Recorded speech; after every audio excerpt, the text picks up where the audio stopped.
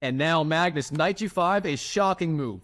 What's going on, chess YouTube? In today's video, Magnus Carlsen shocks Hans Niemann with an insane knight move on move 10 in the Miami FTX Crypto Cup. Now in the game, Magnus is playing as white. He opens 1e4, best by test. And here, Hans Niemann responds 1c5 to Sicilian Defense. This is the most aggressive response to 1e4 by Magnus. Now here, Magnus, he goes knight to f3, knight c6 for Hans Niemann.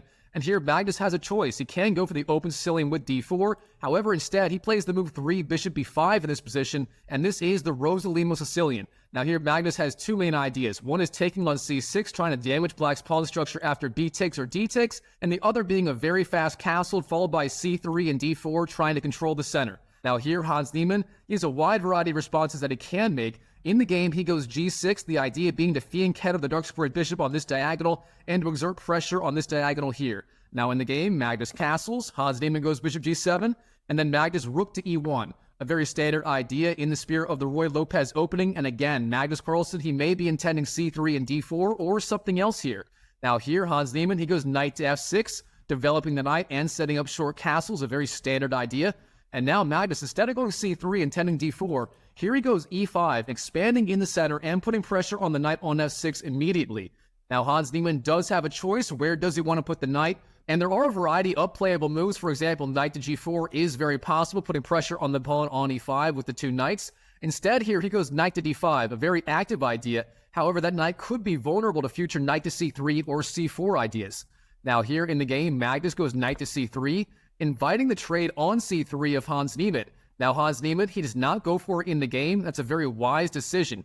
If you take on c3, then after d takes c3, Magnus Carlsen has a very, very easy game and very good control over the center. So instead of that, here in this position, Hans Niemann goes knight to c7, putting pressure on the bishop on b5 with the knight, and that is by far the best move in the position. And now here, Magnus, he has a choice. He can retreat the bishop back to, say, the f1 square. That'd be a perfectly reasonable move. But instead here, he takes on c6 immediately. Bishop takes c6, trying to damage black's pawn structure. Now in the game, Hans Niemann takes back with the d-pawn, and that turns out to be the stronger idea in this position, and Magnus Carlsen himself is a big fan of recapturing d takes c6 in these sorts of Rossolimo positions as black. Now here, Magnus Carlsen, he jumps in with the knight to the e4 square, and here Magnus, his idea is twofold. First of all, he is obviously pressuring that pawn on the c5 square. Hans Niemann is going to have to defend the pawn. But beyond that, Magnus Carlsen also has very aggressive intentions, and he may be intending knight to f6 on the next move, as we're about to see.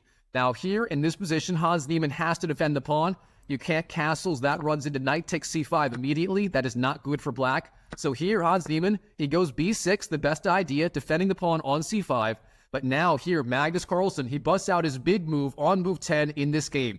He jumps in with the knight to the f6 square, knight to f6, an absolutely brilliant move by Magnus Carlsen. Now, what's the idea behind this move? Well, first of all, the king is under check. You either have to move the king or take the knight with the pawn or the bishop.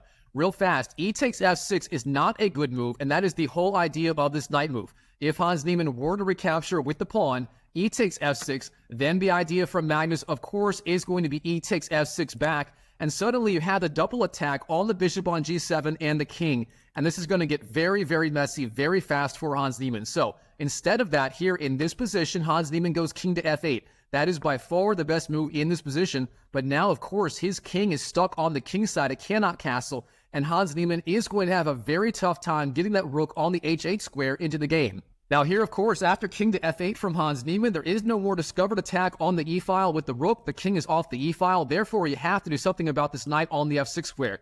In the game, Magnus Carlsen spots the idea. He retreats back knight to e4. He wasted a tempo with the knight going to f6 and then back to e4, but in return, he forced out king to f8 from Hans Niemann. Hans Niemann now unable to castle, and that is well worth the wasted tempo. Now here, Hans Niemann, he finds a fantastic idea. Bishop g4, immediately developing the bishop, and the idea being you want to go bishop g4 and then knight to e6 with the knight moving in behind the bishop. That way the knight on e6 does not trap in the bishop on the c8 square. So fantastic idea by Hans Niemann in the game. Now here, Magnus Carlsen, he goes d3 in this position, simply bolstering the knight on the e4 square. And I do want to point out here, black has quite a bit of pressure on that pawn on the e5 square. For example, here, Hans Niemann, he technically has the option of capturing on f3 and then capturing on the e5 square. However, giving up the bishop pair like that is not the best idea. And of course, Magnus is going to have discovered attacks on the bishop after, say, knight takes c5 with the rook hitting the bishop. So here, Hans Niemann, he's not in a rush to give up that bishop on f3 as the pawn on e5 is sort of poisoned here. Now in the game, Hans Niemann goes knight to e6. The standard idea in this position, getting the bishop out on g4 and then the knight to the e6 square. Now Magnus Carlsen, he goes knight e to g5 immediately, putting pressure on that knight on e6. Of course, now the threat is knight takes e6, so Hans Niemann has to do something about it. In the game, he goes knight takes g5, and then bishop takes g5 for Magnus Carlsen. And now this bishop on g5 does put some pressure on black's position. For example, the pawn on e7 is now pinned by the bishop to the queen.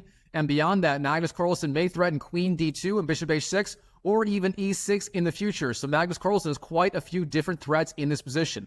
Now here, Hans Niemann, he finds the best idea in this position, queen d5, immediately centralizing the queen and putting pressure on that knight on f3. Of course, now if Magnus does nothing, or if he goes, say, h3, the obvious threat is bishop takes, and then queen takes, trying to damage white's pawn structure on the king side after g takes f3. So Magnus here, he has to do something about this threat. In the game, he goes rook to e4, a brilliant idea, blocking the attack of the queen on the knight on the f3 square, and beyond that, pressuring the bishop on g4. So now Hans Niemann, he has to do something about that threat of simply rook takes g4. In the game, he goes bishop f5, retreating the bishop with the gain of tempo on the rook. Now, of course, the threat is bishop takes e4, so Magnus Carlsen has to respond, but he does not retreat the rook. Instead, he finds a much stronger idea here, the immediate c4 with the counterattack on the queen on the d5 square. Now, of course, here, if Hans takes on e4 with the bishop, then Magnus Carlsen takes back on d5 with the pawn. He wins the queen, and that's going to be game over on the spot. So Hans Niemann, he goes queen to e6, retreating the queen and keeping it on a very good diagonal where it supports the bishop on f5. So very good move by Hans. And beyond this move, queen to e6, the move queen d7, also very playable in this position, but queen e6 on the board for Hans Niemann. And now here, Magnus Carlsen, of course, the rook is under attack. He goes rook to e3, keeping the rook on a very active square, and from here it can swing over on the third rank to the king side or to the queen side later in the game. And now Hans Niemann in this position, what should he be doing? Well, believe it or not, he finds a very aggressive attacking idea on the king side in this position. He starts h6, trying to knock back the bishop, and capitalizing on the fact that the rook on the e3 square blocks the retreat path of the bishop on this diagonal. Now the bishop has to go to h4 or f4 in the game, bishop f4 on the board, but then g5 by Hans Niemann, driving back the bishop to the g3 square. So bishop g3 on the board, and then Hans Niemann rook to d8, centralizing his last piece, that rook on the a8 square going to d8. So here, Hans Niemann, all of a sudden after rook d8 and the moves h6 and g5, Hans Niemann getting quite a bit of activity in this position. And now here, Magnus Carlsen, he simply goes h3, a very good prophylactic move. First of all, he is slowing down the future advance of Hans Niemann's pawns on the king side with h5 and g4. And beyond that, he is giving his bishop and knight on g3 and f3 a potential retreat square on h2 if he needs it in the future. So excellent idea by Magnus. And now here, Hans Niemann in this position, what should he be doing to increase the pressure on the king side? Well, it turns out he finds an absolutely brilliant series of moves in this position that only a future world champion could find. He starts with the move king to g8, a very shocking move, but the idea is to artificially castle the king on the h7 square. That way the rook on the h8 square can't enter back into the game.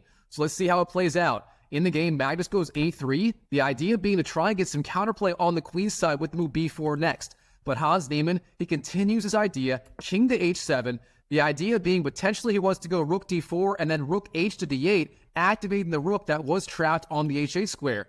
Now here, Magnus, he continues on the queen side, b4 on the board, threatening b takes c5, after which, after b takes c5 back, Magnus will have the open b file, giving him some counterplay on the queen side. But now Hans Niemann, rook d7, again continuing the idea of rook h d8, doubling up rooks on the d file.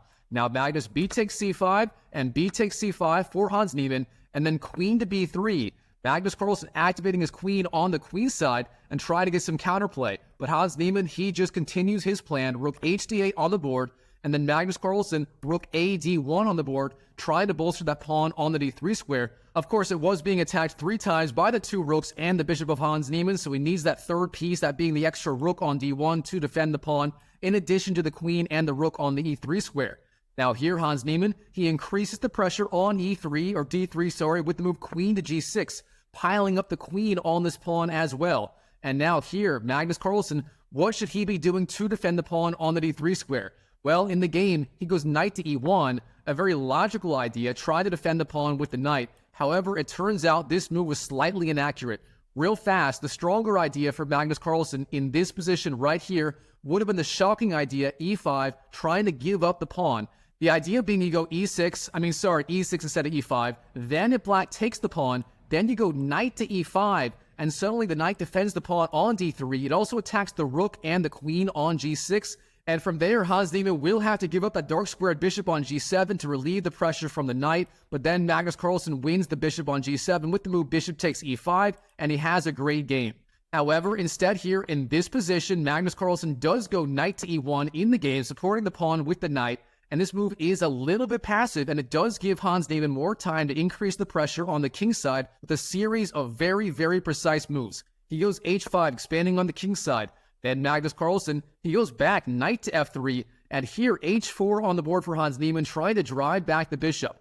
Now, once again, the key idea in this position is going to be e6, the idea being bishop takes and then bishop e5, trying to get rid of some of black's attacking pieces in this position, and of course, relieving the pressure on the bishop in a very active way. But instead, Magnus Carlsen, he goes bishop h2 in this position right here, and again, this move is a little bit passive. And now here, Hans Niemann, he stops this idea of e6 from Magnus Carlsen once and for all. He goes e6 himself, a very powerful idea. Now Magnus, queen c3, trying to defend the pawn on e5 perhaps. And Hans Niemann here, he reactivates his bishop on a different diagonal. He goes bishop f8, a very strong idea. Now again, knight to e1 for Magnus Carlsen, once again defending that pawn on the d3 square. But now g4 for Hans Niemann. He senses it is time to strike on the king side. Now h takes and then bishop takes on the board.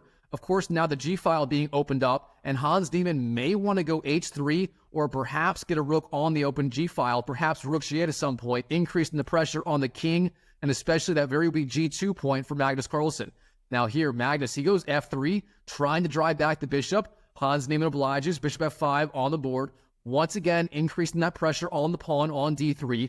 And here Magnus goes f4, trying to gain some space on the king side and trying to relieve some of the king side pressure. But here Hans Niemann, he reroutes the bishop back to a different diagonal, this time to the h6 square, increasing the pressure on the pawn on f4. So very precise move by Hans Niemann. Now Magnus, he goes queen to a5. His idea being he wants to get counterplay on the queen side, and he wants to pressure the a7 and more importantly the c5 pawn on the queen side. And now Magnus is threatening simply queen takes c5. However, Hans Niemann, he jumps in with the queen to the g4 square, queen g4 on the board, and now the threat is bishop takes f4, winning a kingside pawn, and Hans Niemann again may have rook g8 and h3 ideas coming in the near future. Now here, Magnus Carlsen, what should he be doing to relieve the pressure? Well, it turns out the best idea is going to be queen d2 in this position, rerouting the queen back to the king side, and defending the very weak g2 point with the queen. However, instead, he goes rook to f3, the idea being try to block the queen's attack on the rook on d1 with the rook on the f3 square. However, this move is quite a bit weaker, and Hans Niemann finds the tactical problem with this move immediately. He goes bishop e4, bringing in the bishop and targeting both the rook on the f3 square and the g2 pawn via the x-ray attack. If the rook moves, that bishop will be putting a lot of pressure on g2.